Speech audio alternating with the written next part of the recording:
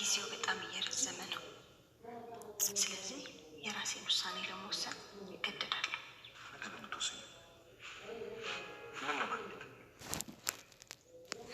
ልጄን እስካሁን ጠብቄያታለሁ። በህይወት መኖሯን ደግሞ ካንተ ከተረዳው በኋላ በቃ እሷን ለማግኘት እጅግ በጣም ጓጉቻለሁ። እና ምንድነው ስላሉ ምትይው? እያስፈራራሽኝ? አዎ ጋሼ።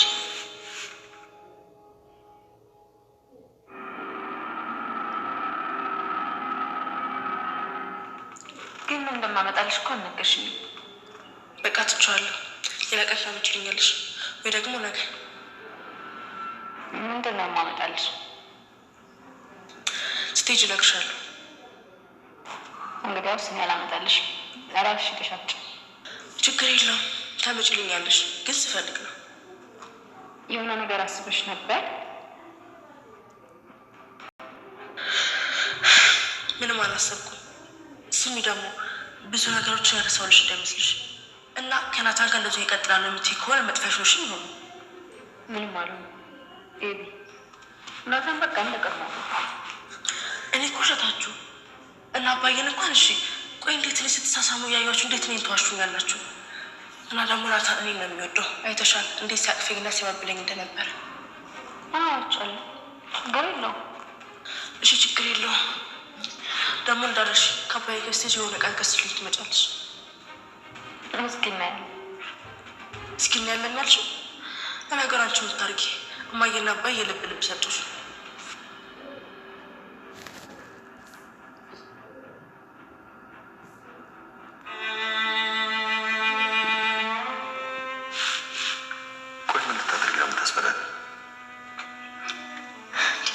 ጋሼ በቃ ስለ ልጄ ንገሪኝ። ልጄን የት ነው ያደረጋችኋት? 19 ዓመት ሙሉ እኮ ጠበቅኳት። ካልነገርኩሽ ምን ልታደርጊ ነው? ቆይ ለምንድን ነው እያስፈራራሁ ነው? በቃ ስለ ልጄ ንገሪኝ። ጊዜ እሰጥሃለሁ። ልጄ የት እንዳለች ማወቅ እፈልጋለሁ። አሁንም አልናገርም የምትለኝ ከሆነ አሁንም ዝም ብለሽ ጠብቂ የምትል ከሆነ እኔ በቃ ለዚህ ሻይንታች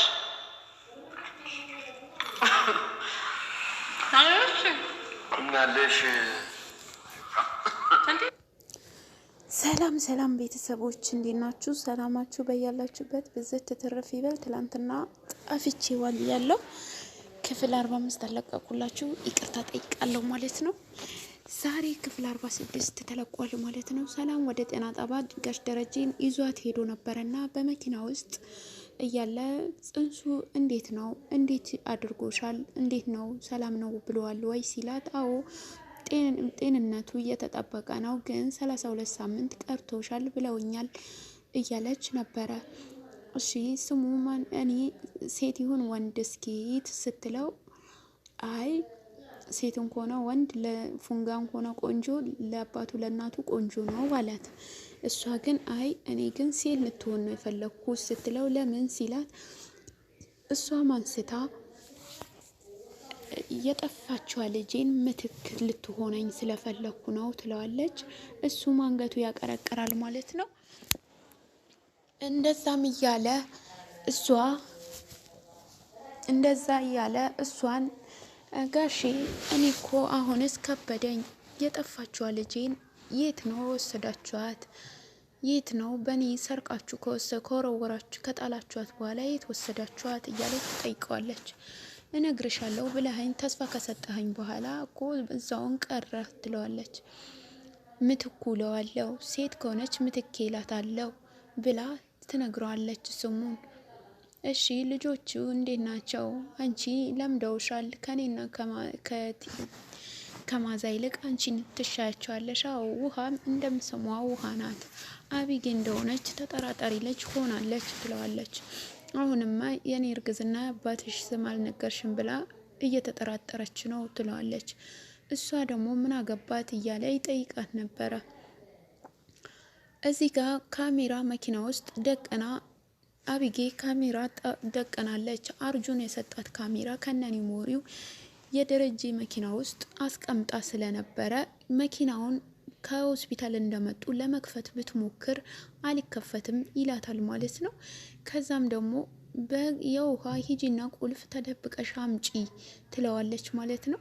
ስትላት ከዛ በኋላ እሷ የነሳች ሄደች ማለት ነው። ውሃ ወደ ቤት ቆሎ እየበሉ እያለ የጋሽ ደረጀ ኪስ ውስጥ ቀስ ብላ እጇ እያስገባች ነበር ውሃ። ያኔ አንዴ በዝምታ ሲያልፏት፣ ሁለተኛ ጊዜ ግን እጁን ኪሷ ላይ ያዘው ማለት ነው ጋሽ ደረጀ። ውሃ ደንግጣ ምን እየሰራሽ ነው ስትለው እጅ እኮ ነው ትለዋለች። እጅሽማ እጅሽ ነው፣ ግን ኪሴ ውስጥ ምን እየሰራሽ ነው ይላታል። ሄጂ አብጌን ጥሪያት፣ ለምንድን ነው የመኪና ቁልፍ የፈለገችው ብለዋት ልጠራት ወጥታ ነበረ። እሷና ደግሞ ናቱ መንገድ ላይ ቆሞ የት ሄደህ ነበር እስካሁን ድረስ ትለዋለች። ጓደኞቼ ጋር ነበርኩኝ፣ ከጓደኞቼ ጋር ትንሽ ፈታ ለማለት ወጥቼ ነበረ እያለ አንተው እንትና ዳንጣ ከቤት ካልተቀመጠች እኮ እያለች ለምንድን ነው እንደዛ የምትሆነው ስትለው፣ ከዛ ታሪክ እየነገራት ነበረ እናቱ። እኔ ታሪክ መስማት አልፈልግም ስትለው፣ እኔ የምወደው ታሪክ ስለሆነ መስማት አለብሽ እነግርሻለሁ ብሏት፣ የሆነ አባባል አለ ሁላችንም ኃጢአተኞች ነን ብሏት ጥሏት ሲሄድ ተናደደችና መኪናውን ስር አሁንም ደግማ ሄዳ ቆመች ማለት ነው። ቀስ ብላ ለአባቷ በቃ ቻፕስቲክ ልገዛ ልወጣ ነው ይዘኸኝ ሄድ ሩቅ ነው ግን ሱቁ ስትል ስታባብለው ስልኩ ቤት ላይ ረስቶ እንዲወጣ አድርጋው ቀስ ብላ የእንትን ያለችውን ካሜራ በመኪና ውስጥ አውርዳ አይ በቃ ትቼዋለሁ ትለዋለች ማለት ነው። እናቷ እትዬ ማዛ ታማ ቁጭ ብላለች። የእውነትም እንሽራሪት አዲስ ደንግጦች ነው ወይስ ሌላ ነገር አለ ስትላት፣ እረ ምንም የለም እረ ተይኝ ትላታለች ማለት ነው። እኔ በልጅሽ ትኮሬብኛለሽ አይደለም ወይ እያለች ስትጠይቃት፣ መኩራቱን ትተሽ ማቃጠሉን ብትተይኝ ትላታለች ማለት ነው እትዬ ማዛ። እሷ ማንስታ በቃ የሆነ ድምፅ አዳምጪ እመጣለሁ እንዳትወጪ ስራም ቢሆን እንዳትሄጂ ጠብቂኝ ትላታለች ማለት ነው። እሺ የተከበሩት ትላታለች ማለት ነው። እሷም ወጥታ ድምፁ ስታዳምጠው ደረጀና ሰላምን መኪና ውስጥ ሆነው የሚያወሩትን ድምፅ ነው። የአርጁ ጋር ደውላ ሚሞሪው እንዴት ነው ማወጣው ስትለው፣ ልምጣና ላሳይሽ እያለ እንትን ሲልባት፣ እሷም አይ ልትመጣ አልፈልግም አለበለዚያ ስልኩ ዘጋዋለሁ ስትለው፣ አይ በቃ ሚሞሪ አውጪና በስልክሽን ጫኚው ብሏት ጭና ደግሞ ድምፁን ስታዳምጠው ሰላምና ጋሽ ደረጀ እያወሩ የነበረው ቅጂ ወደ ሚሞሪው ከተዋለች ማለት ነው።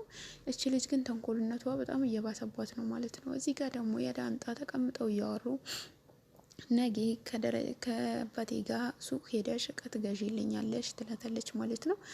ለምን አንቺ አትገዢም አብጌ እኔን ለምንድን ነው የፈለግሽው ትላታለች። አይ እኔ ፈለግኳ ታዲያ ትላታለች ማለት ነው። የሆነ ነገር አስበሽ አይደል እንዴ ትላታለች ማለት ነው ዳንጣ። አይ እኔ አላሰብኩም ትላለች አቢጌ ማለት ነው።